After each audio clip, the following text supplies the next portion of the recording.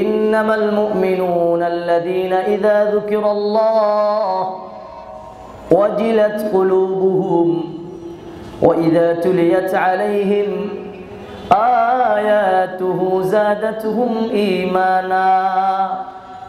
সূরাতুল আনফালের মধ্যে আল্লাহ রাব্বুল আলামিন বলেন, ইন্নামাল মুমিনুন, প্রকৃত মুমিন।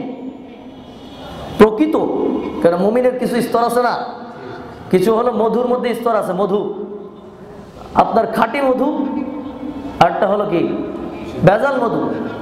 খাঁটি মধু আর ভেজাল মধু। খাঁটির এগেনস্টে কি ভেজাল, আর ভেজালের এগেনস্টে খাঁটি। তো মুমিনের মধ্যেও দুই প্রকার, একটা হলো খালেস মুমিন, আরটা হলো কিছু ভেজাল মুমিন। কথা বুঝতে পারছেন? এই ভেজাল মুমিন যখন মুসিবত হবে আস্তে করে কেটে পড়ে। যখন কোনো মুসিবত আসে, দিনের উপর মুসিবত আসছে, নিজের উপর মুসিবত আসছে, তখন আর আল্লাহ তাআলাকে ডাকাডাকের টাইম নেই, তার আস্তে করে কেটে যায়। আর যে অরিজিনাল মুমিন, জীবন থাকুক চাই না থাকুক, যার নাম একবার নিয়েছি ওই নাম ব্যতীত আর কোনো নাম এই জবান দিয়ে আসবে না। কথা বুঝে আসছে না? তো ইন্নামাল মুমিনুনা আল্লাযীনা ইযা যুকিরাল্লাহ, প্রকৃত মুমিন হলো তারা যাদের কাছে আল্লাহর নাম উচ্চারণ করলে, যাদের সামনে আল্লাহর নাম উচ্চারণ করলে ওয়াজিলাত কুলুবুহুম, তাদের হৃদয়টা ভয়ে প্রকম্পিত হয়। তাদের হৃদয়টা ভয়ে প্রকম্পিত হয়। ওয়া ইযা তুলিয়াত আলাইহিম আয়াতুহু যাদাতুহুম ঈমানা, মুমিনের সামনে যখন আল্লাহর কোরআনের তেলাওয়াত হয়, কোরআনে কারীমের তেলাওয়াত হয়, মুমিনের ঈমান বৃদ্ধি পেতে থাকে। সুবহানাল্লাহ। ওয়া ইযা তুলিয়াত আলাইহিম আয়াতুহু যাদাতুহুম ঈমানা, যখন মুমিনের সামনে কোরআন তেলাওয়াত হয়, যখন মুমিনের সামনে কোরআন তেলাওয়াত হয়, তার ঈমান বৃদ্ধি পেতে থাকে। এজন্য কোরআনের মজলিসে বসা, কোরআনের মজলিসে বসে কোরআন তেলাওয়াত শোনা, হাদিসের মজলিসে বসা, হাদিসের আলোচনা শোনা, যত আমি শুনবো তত আমার ঈমানে ফায়দা হবে। আমাদের বসা শুধুমাত্র ঈমানি আলোচনা। সাহাবায়ে কেরাম রাদিয়াল্লাহু তাআলা আনহুম, একজন আরেকজনের লাগে দেখা হইলে আমাদের অবস্থা হলো আমরা দুনিয়া সম্পর্কে জিগাই, আর তারা জিগাইতেন, ভাই কাইফা আসবাহতা ও কাইফা আমসাইতা, ভাই সকালে ঘুম থেকে উঠলা ইমানের হালত কি? সাহাবায়ে কেরামের পরস্পরের জিজ্ঞাসা, ইমানের অবস্থা কি, হালাত কি? বিকেলে দেখা হয়েছে, ভাই ইমানের অবস্থা কি, ইমান ঠিক আছে তো? আর আমরা আগে জিগাই, ভাই শরীর ঠিক আছে তো, পরিবারের সবাই ঠিক আছে তো? তাদের মাঝে আর আমাদের মাঝে ডিফারেন্সটা আমরা দেখি একটু। কথা বুঝে আসছে না ভাই? তো সাহাবায়ে কেরাম একজন আরেকজনের সাথে দেখা হলে, তাআলাও, আসো বসি, একটু ইমানি মুযাকারা করি না, তাযাকার আনিল ঈমান, একটু আল্লাহকে নিয়ে আলোচনা করি না, একটু আল্লাহকে নিয়ে আলোচনা করি, বসো। কথা বুঝে আসছে না ভাই? তো সাহাবায়ে কেরাম রাদিয়াল্লাহু তাআলা আনহুম তারা এভাবে ঈমানের মজলিস কায়েম করতেন। তো আমাদেরও এখানে ঈমানের মজলিস, কারণ আল্লাহর কথা ছাড়া আর কোনো কথা এখানে হবে না। আল্লাহ তাআলা সূরাতুল ফাতিহার মধ্যে শুরু করেছেন হামদ দিয়ে, আলহামদুলিল্লাহ। কি দিয়ে? আলহামদুলিল্লাহ। হাদিসের মধ্যে আসছে আলহামদুলিল্লাহি তামলাউল মিজান। রাসূলুল্লাহ সাল্লাল্লাহু আলাইহি ওয়াসাল্লাম বলেন, যদি কেউ আলহামদুলিল্লাহ পড়েছে তো এটা পড়ার দ্বারা তার মিজানের পাল্লা ভারী হয়ে যাবে। সুবহানাল্লাহ। আলহামদুলিল্লাহি তামলাউল মিজান ওয়া সুবহানাল্লাহি ওয়ালহামদুলিল্লাহি তামলাআনি আও তামলাউ মা বাইনাস সামাওয়াতি ওয়াল আরদ। রাসূলুল্লাহ সাল্লাল্লাহু আলাইহি ওয়াসাল্লাম বলেন, যদি কেউ কথায় কথায় আলহামদুলিল্লাহ পড়েছে তাহলে এটা পড়ার দ্বারা তার মিজানের পাল্লা ভারী হয়ে যাবে। যদি কখনো কেউ সুবহানাল্লাহ পড়েছে, যদি কখনো কেউ আলহামদুলিল্লাহ পড়েছে, আল্লাহর নবী বলেন, তামলাআনি আও তামলাউ মা বাইনাস সামাওয়াতি ওয়াল আরদ। সুবহানাল্লাহ পড়লো আলহামদুলিল্লাহ পড়লো, এই দুটি শব্দ পড়ার দ্বারা আসমান এবং জমিনের মধ্যবর্তী স্থানটা নেকি দ্বারা পরিপূর্ণ হয়ে যায়। আলহামদুলিল্লাহ পড়তে কত কষ্ট হয়? হয়? একবার পড়ি আলহামদুলিল্লাহ। কত মিনিট সময় লাগছে? হ্যাঁ, 22 সেকেন্ড। সুবহানাল্লাহ, কত সেকেন্ড লাগছে? একেবারে স্বল্প সময়। এই স্বল্প সময় আমি একবার আলহামদুলিল্লাহ পড়লাম আর একবার সুবহানাল্লাহ পড়লাম, তো গোটা পৃথিবীর মধ্যে যত খালি জায়গা আছে আল্লাহর রাসূল বলেন যে এই খালি জায়গা নেকি দ্বারা ভরে গেছে। সুবহানাল্লাহ। আর একবার কালিমাতু শাহাদা পড়া আর এই যে তাহমিদ তাসবিহ আদায় করা, এটার যে কত পাওয়ার। তাফসীরে রাজির মধ্যে একটা ঘটনা এসেছে। একজন ব্যক্তির 100-র মধ্যে 99টা অপরাধ। কয়টা অপরাধ? 100-র মধ্যে 99টা অপরাধ। এখন এই ব্যক্তির যখন মুহাসাবা হচ্ছে, আমল নামা ওজন হচ্ছে, সে দেখছে আমি শেষ, আমার যে আমলের অবস্থা, তাতে জান্নাত তো বাড়ির দ্বারে, জান্নাতের দরজাও দেখতে পারবো না। এই ব্যক্তি নিরাশ হয়ে গেছে। আল্লাহ, যখন এই ব্যক্তির আমল নামা মুওয়াজানা হয়, আল্লাহ তাআলা এই ব্যক্তিকে ডাক দিয়ে বলবে, বান্দা তোমার একটা গোপন আমল আছে, একটা আমার কাছে ছোট্ট কাগজ আছে, এই কাগজটা যদি আমি অপর পাল্লায় দেই তাহলে তোমার এই 99টা বদ আমল বেকার হয়ে যাবে।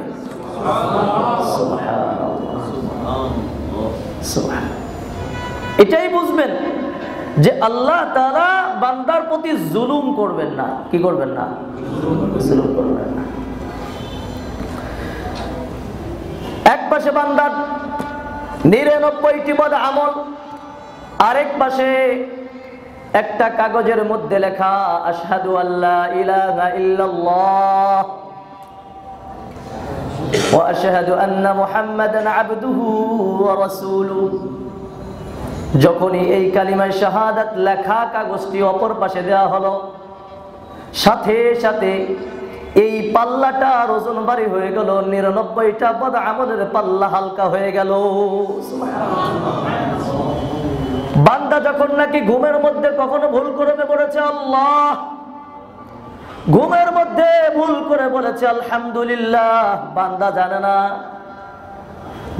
ঘুমায় মানুষ কথা বলে, যে কথা বলে সে কিন্তু অনুভব করে না সে কথা বলছে।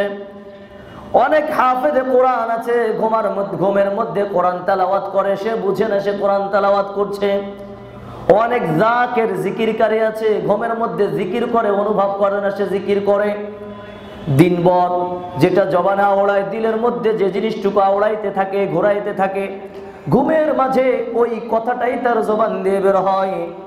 কিয়ামতের ময়দানে আল্লাহ তাআলা কখনো কখনো বান্দার সাথে এমন মুআমালা করবে, বান্দা ঘুমের ঘরে আল্লাহ তাআলাকে ডেকেছে, বান্দা জানে না, কিন্তু আল্লাহ তাআলা এই ডাকার কারণে বান্দাকে জাহান্নাম থেকে নাজাত দিয়ে দিবেন। বান্দা জানে না, বান্দা যে এটা করেছিল বান্দা জানেই না। এজন্য তাফসীরের কিতাবের মধ্যে এসেছে, মানুষ যখন ইবাদত করে, ইবাদতের প্রথম শর্ত হলো আলহামদুলিল্লাহ। যখন ইবাদত করে, দুনিয়াতে যত ইবাদত হবে, যত ভালো কাজ হবে, তার প্রশংসা কি দিয়ে? আলহামদুলিল্লাহ। জান্নাতের মধ্যে বান্দার সর্বশেষ কথা হবে আলহামদুলিল্লাহ। ওয়া আখিরু দাওয়াহুম আনিল হামদুলিল্লাহি রাব্বিল আলামিন। সুবহানাল্লাহ। জান্নাতের মধ্যে বান্দা সব শেষ বলবে আলহামদুলিল্লাহি রাব্বিল আলামিন। ওয়া কুদিয়া বাইনাহুম বিল হক وقضي بينهم بالحق وقيل الحمد لله رب العالمين। যখন বান্দার মাঝে সত্যের ফয়সালা হয়ে যাবে, সেদিনও বান্দা বলবে আলহামদুলিল্লাহি রাব্বিল আলামিন। তাহলে বান্দার ইবাদতের শুরু হলো আলহামদু দিয়ে। মুফাসসিরিন ইকরাম বলেন এটার শেষ হবে কি দিয়ে? আলহামদু দিয়ে। আলহামদু দিয়ে শুরু হবে, আলহামদু দিয়ে কি হবে? শেষ হবে। তাহলে আলহামদুলিল্লাহি রাব্বিল আলামিন অর্থ সমস্ত প্রশংসা জগৎ সমূহের মালিক আল্লাহ তাআলার জন্য। আবার যদি আমরা তর্জমা করি, সমস্ত প্রশংসা জগৎ সমূহের প্রতিপালক আল্লাহ তাআলার জন্য। যত প্রশংসা হতে পারে, গত সপ্তাহে বলেছিলাম, যত প্রশংসা হতে পারে পৃথিবীতে যে ধরনের প্রশংসা হোক, এটার সম্পূর্ণ হকদার কে? আল্লাহ সুবহানাহু ওয়া তাআলা। আল্লাহ তাআলা বিশ্ব জগতের প্রতিপালক। সামনে দুটি শব্দ আসছে আর রহমান আর রহিম, এটা আল্লাহ তাআলার গুণবাচক নাম, যিনি অতি দয়ালু, যিনি পরম করুণাময়, অতি দয়ালু। মালিক ইয়াউমিদ্দিন, এটাও আল্লাহ তাআলার গুণবাচক নাম, যিনি বিচার দিবসের মালিক, যিনি বিচার দিবসের মালিক। এই পর্যন্ত হলো বান্দা আল্লাহ তাআলার প্রশংসা করেছে। যখন নামাজে দাঁড়িয়েছে তখন সে আল্লাহ তাআলা প্রশংসা করতে করতে করতে করতে এমন ভাবে করছে, এক পর্যায়ে সে কেমন যেন আল্লাহ তাআলার সামনে, সে কেমন যেন আল্লাহ তাআলার সামনে। রাসূল আরবি সাল্লাল্লাহু আলাইহি ওয়াসাল্লাম বলেন, জিবরিল আমিন আলাইহিস সালাতু ওয়াস সালাম আল্লাহ রাসূলকে জিজ্ঞাসা করেছে মাল ইহসান, ইহসান কাকে বলে? আল্লাহ রাসূল বললেন আল ইহসান আন তা'বুদাল্লাহা কাআন্নাকা তারাহ। ইহসান বলা হয় তুমি আল্লাহ তাআলার ইবাদত করো এমন ভাবে কেমন যেন তুমি আল্লাহকে দেখছো। কেমনে নামাজ পড়তে হবে? এমন ভাবে আল্লাহর ইবাদত করা, এমন ভাবে দাঁড়ানো কেমন যেন আমি কাকে দেখছি? আল্লাহকে দেখছি। এটা হলো প্রথম স্তর ইহসানের। ফাইন লাম তাকুন তারাহু ফাইন্নাহু ইয়ারাক।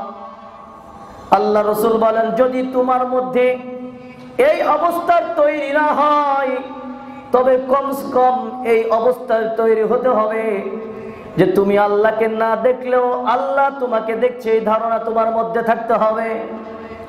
আনতা আবুদাল্লাহ কাআন্নাকা তারাহ ফাইন লাম তাকুন তারাহু ফাইন্নাহু ইয়ারাক। এমন ভাবে আল্লাহর ইবাদত করো কেমন যেন তুমি আল্লাহকে দেখছো, মালিককে দেখছো, আর মালিকের সামনে কোরআন তেলাওয়াত করছো আলহামদুলিল্লাহি রাব্বিল আলামিন আর রহমানির রহিম মালিক ইয়াউমিদ্দিন। এই যে মালিকের সামনে মালিককে নিয়ে প্রশংসা শুরু হয়ে গেল, এক পর্যায়ে তার মাঝে মালিকের মাঝে একটা সম্পর্ক তৈরি হয়ে গেল। যখন তার মাঝে আর বান্দার মাঝে সম্পর্ক তৈরি হয়ে গেল, এখন আর তাদের মাঝে সম্পর্ক দূরে নাই, কাছে আসছে, কাছে কাছে। এখন বান্দা কয় ইয়াকা না'বুদু ওয়া ইয়াকা নাস্তাঈন। আল্লাহ আমি তোমারই ইবাদত করি, তোমারই কাছে সাহায্য চাই। প্রথমে প্রশংসা করলো কিভাবে? গায়েবী পদ্ধতিতে। সমস্ত প্রশংসা বিশ্ব জগতের মালিকের, যিনি পরম করুণাময়, অসীম দয়ালু, যিনি বিচার দিবসের মালিক। এখানে কি আল্লাহ তাআলাকে সম্বোধন করেছে? আল্লাহকে সম্বোধন করছে? আল্লাহকে সম্বোধন বুঝেন, আমি একজনকে খেতাব করে বললাম, সম্বোধন করে বললাম, কিন্তু এই তিনটি আয়াতের মধ্যে কোন সম্বোধিত সংকেত পেয়েছেন যে আল্লাহকে সরাসরি আল্লাহ তাআলার সাথে কথা হচ্ছে, মানে সে গায়েবী ভাবে প্রশংসা করছে। যেমন এইভাবে আমরা কারো প্রশংসা করি, মাননীয় প্রধানমন্ত্রী খুব ভালো মানুষ, উনি খুব দয়ালু মানুষ, উনি এদেশের মালিক। এখন উনি কি আমার সামনে না দূরে? কথা বুঝতে পেরেছেন? তা আমি নামাজে যখন দাঁড়িয়েছি, আমার প্রথম অবস্থাটা হলো আমি কেমন যেন আল্লাহ তাআলার থেকে দূরে। এখন এই প্রশংসা করার পর আমি একটু আল্লাহর কাছে চলে গেলাম। বান্দা তখন কি হলো? আল্লাহর কাছে চলে গেল। এখন আল্লাহর কাছে যাওয়ার পরে এখন আর তার মাঝে আল্লাহ তাআলার মাঝে কোনো আড়াল নাই, দেওয়াল নাই। সে সরাসরি বলছে আল্লাহ আমি তোমার ইবাদত করি আর তোমারই কাছে সাহায্য চাই। তার মানে বান্দা এই তিনটি স্তর পার করার পরে তার এমন একটা পর্যায়ে এসে যায় কেমন যেন সে আল্লাহ তাআলার সম্পূর্ণ সামনাসামনি হয়ে যায়। সুবহানাল্লাহ।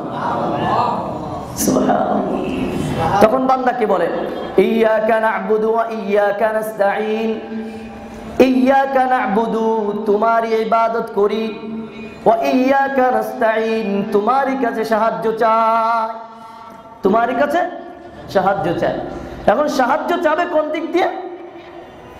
আল্লাহ তাআলা আমাদেরকে শিখাই দিচ্ছেন, আল্লাহ তাআলা আমাদেরকে শিখাই দিচ্ছেন যে সাহায্য কোন দিকে যেতে হবে।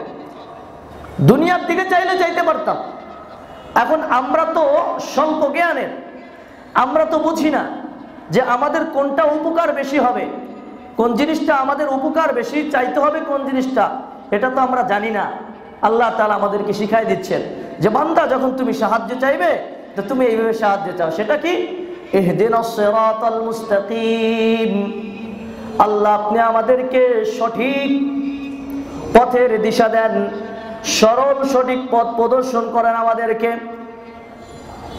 এই সরল সঠিক পথ কোন পথ? সিরাতাল্লাযীনা আন'আমতা আলাইহিম, আল্লাহ যাদের প্রতি আপনি আপনার নিয়ামত বর্ষণ করেছেন, যারা আপনার অনুগ্রহ প্রাপ্ত বান্দা, তাদের পথ। গায়রিল মাগদুবি আলাইহিম, আল্লাহ যাদের প্রতি আপনি রাগান্বিত নন, যাদের প্রতি আপনি ক্রোধান্বিত নন। ওয়ালাদ-দাল্লিন, আল্লাহ যারা পথভ্রষ্ট নাই, যারা গুমরা নাই, তাদের পথ দেখান। সুবহানাল্লাহ। গত সপ্তাহে বলছিলাম এই সিরাতাল্লাযীনা আন'আমতা আলাইহিম, এটার তাফসীর আরেক আয়াত আল্লাহ তাআলা করেছেন। এরা কারা? এদের মধ্যে প্রথম শ্রেণী হলো নবীগণ। উলাইকাল্লাযীনা আন'আমাল্লাহু আলাইহিম মিনান নাবিয়্যিনা ওয়াস-সিদ্দীকিনা ওয়াশ-শুহাদা'i ওয়াস-সালিহিন, যাদের প্রতি আল্লাহ তাআলা অনুগ্রহ করেছেন তাদের মধ্যে প্রথম হলো নবীগণ, 2 নাম্বার হলো সিদ্দিকগণ, 3 নাম্বার হলো শহীদগণ, 4 নাম্বার হলো নেককার বান্দা। 4 নাম্বার কারা? নেককার বান্দা। এই 4 শ্রেণীর মানুষ হলো অনুসৃত, এদেরকে অনুসরণ করা। এরা যে পথে চলেছে, নবীরা যেভাবে বলেছে, সিদ্দিকরা যেভাবে চলেছেন, শহীদরা যে পথ অনুসরণ করেছে, নেককাররা যেভাবে চলে, ওই পথ অনুসরণ করা, ওইভাবে চলা, এটার নাম হলো সিরাতে মুস্তাকিমের উপরে চলা। কথা বুঝে আসছে? কথা বুঝতে পেরেছেন?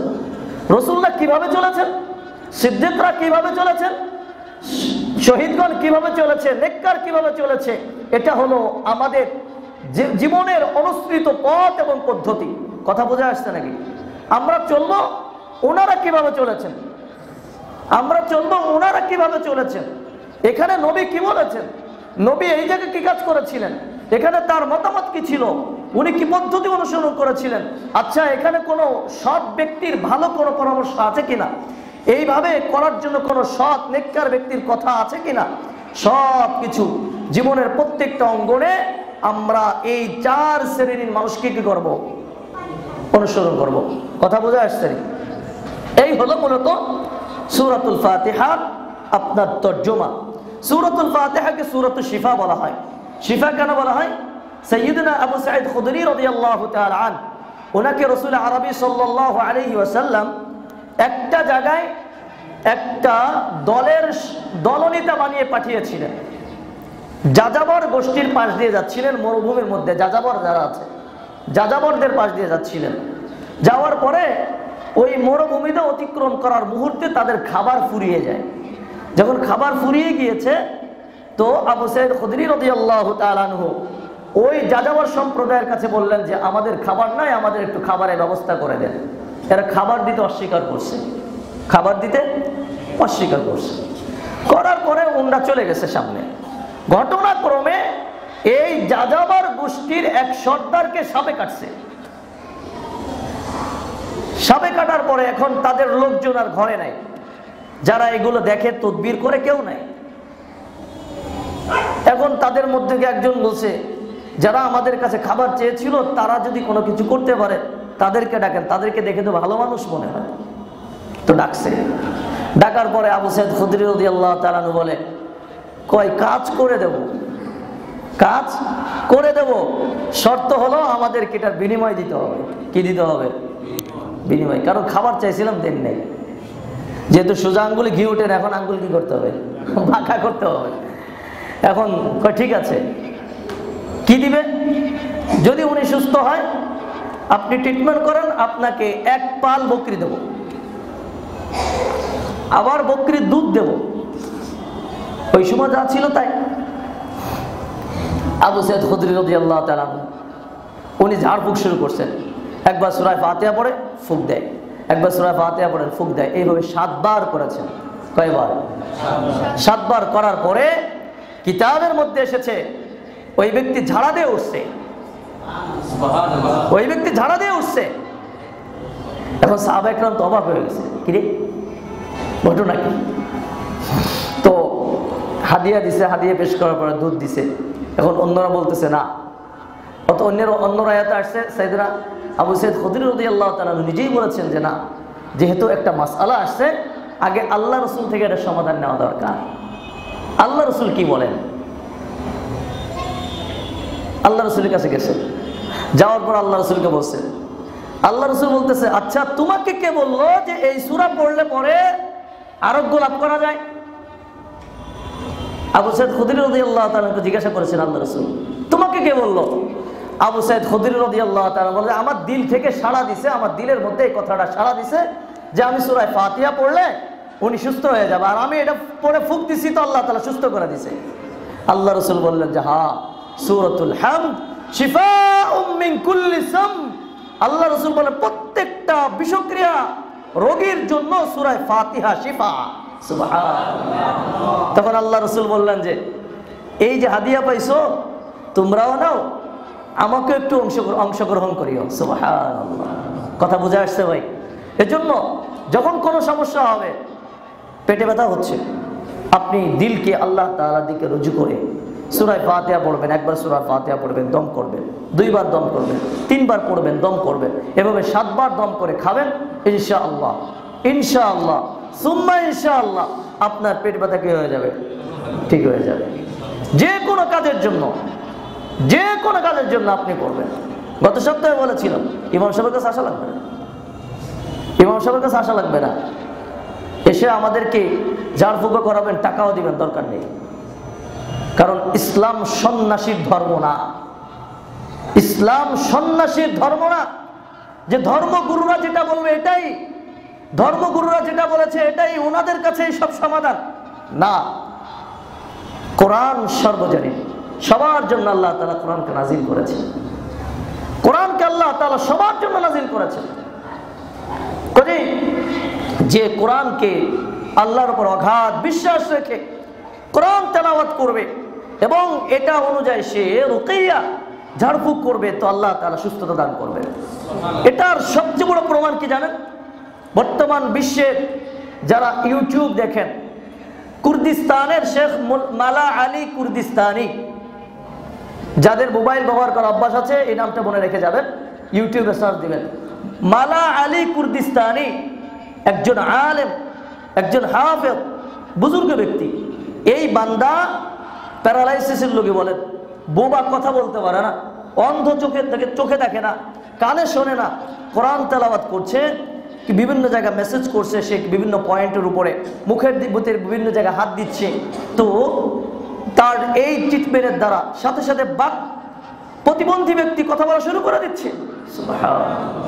কোনো ওষুধ নেই, কোরআন তেলাওয়াত করছে আর এভাবে ট্রিটমেন্ট করছে। আমি দেখে তারপরে বলেছি, তার পেজের সাথে আমি ফলোয়ার একজন, তার পেজকে আমি ফলো করি, তার পেজকে আমি ফলো করি।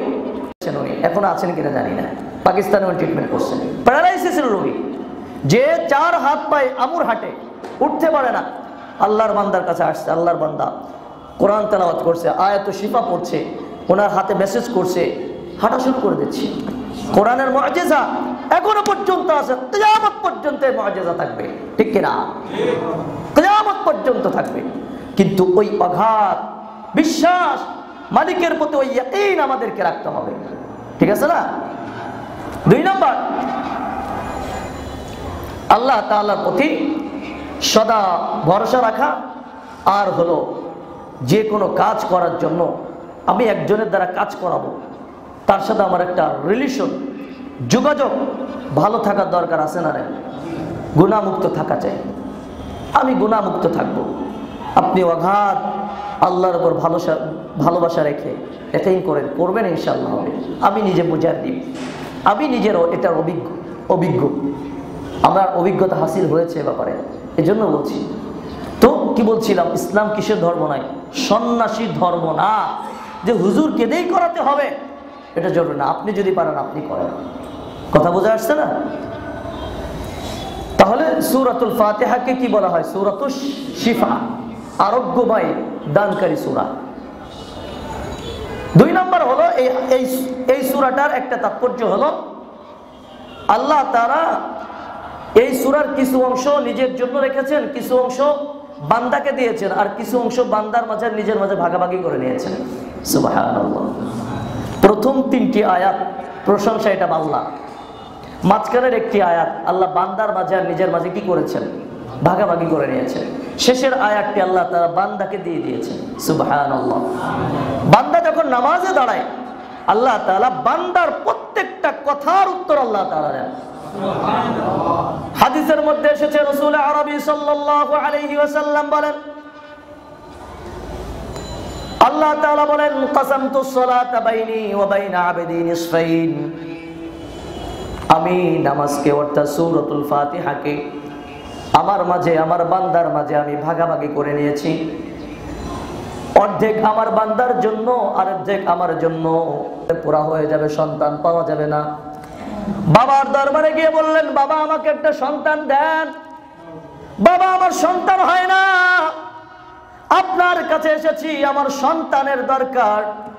পৃথিবীতে কোনো বাবার ক্ষমতা নাই সন্তান দেওয়ার, কোনো পীর, কোনো মুর্শিদ, কোনো বুজুর্গ, কোনো আল্লাহর ওলির পক্ষে সম্ভব নয় সন্তান দেওয়ার। কথা বলেন, ক্ষমতা আছে নাকি? লিল্লাহি মুলকুস সামাওয়াতি ওয়াল আরদি ইয়াখলুকু মা ইয়াশা, আসমান জমিনের রাজত্ব কর্তৃত্ব আল্লাহ। আল্লাহ যা ইচ্ছা করেন তাই সৃষ্টি করেন। ইয়াহাবু লিমান ইয়াশাউ ইনাসান ওয়া ইয়াহাবু লিমান ইয়াশাউ যুকুর, আল্লাহ যাকে ইচ্ছা করেন তাকে কন্যা সন্তান দান করেন, আল্লাহ যাকে ইচ্ছা করেন তাকে পুত্র সন্তান দান করেন। কাজী কন্যা সন্তান আর পুত্র সন্তান দান করা এটা কার ক্ষমতা? কথা বলেন। ইয়াহাবু লিমান ইয়াশাউ ইনাসান ওয়া ইয়াহাবু লিমান ইয়াশাউ যুকুর আও ইউযাওয়িজুহুম যুকরানান ওয়া ইনাসা।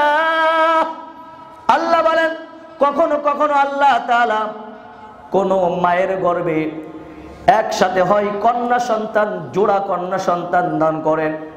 আবার কখনো এমন হয় যে একই মায়ের গর্ভে একটা কন্যা সন্তান আর একটা পুত্র সন্তান দান করেন, এক জোড়ায়। তিনি কে? কথা বলেন না।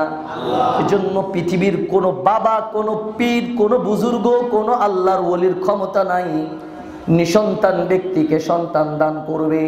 এজন্য বন্ধু ভালো করে বুঝবেন, মাজারে মান্নত করা যাবে না, মাজারে গিয়ে সিজদা করা যাবে না, মাজারে গিয়ে চাওয়া যাবে না, মাজারে গিয়ে চাওয়া যাবে না। চাইতে হবে, জরুরত হবে, কার কাছে যাব? ইযা সাআলতা ফাসআলিল্লাহ ওয়া ইযা ইসতাআনতা ফাসতাইন বিল্লাহ। যদি চাইতে হয় তো আল্লাহ তাআলার কাছে চাও, সাহায্য চাইতে হয় তো আল্লাহ তাআলার কাছে চাও। সর্ব অবস্থায় সব জরুরত আমি কার কাছে পেশ করব? আল্লাহ তাআলার কাছে। সাহাবায়ে কেরাম রাদিয়াল্লাহু তাআলা আনহুম জুতার ফিতা ছিঁড়ে গেছে, আল্লাহর কাছে গেছে, আল্লাহ জুতার ফিতা নাই, ব্যবস্থা করে দাও। সুবহানাল্লাহ। এই মনোভাব যদি আপনি তৈরি করেছেন যে আমি আমার মালিককে ছাড়া আর কারোর কাছে আমি নতি স্বীকার করব না, চাইব না, কারোর কাছে আমি আমার অসহায়ত্বকে প্রকাশ করব না, আল্লাহ তাআলা আপনাকে ইজ্জতের জিন্দেগি দান করবে। কিসের জিন্দেগি? ইজ্জতের জিন্দেগি। এটাই তো আমরা চাই, তাই না? এটাই তো আমরা চাই। আল্লাহর কাছে সবসময়ের জন্য বলবেন, আল্লাহ তোমার দরবার থেকে যেন অন্য দরবারে যাওয়া না লাগে, আল্লাহ তোমার দরবার থেকে যেন অন্যের দরবারে যাওয়া না লাগে। যখনই মুসিবতে পড়েছেন আমাদের উস্তাদ মুহতারাম হযরত ইসমাঈল ইব্রাহিম সাহেব, উনি আমাদেরকে বলতেন, বাবা যখন কোনো সমস্যা হয় তুমি 2 রাকাত নামাজ পড়ে আল্লাহ তাআলার কাছে হাত তুলবে। 2 রাকাত নামাজ পড়ে আল্লাহ তাআলার কাছে হাত তুলবে। এর দ্বারা তোমার দুটি ফায়দা হবে।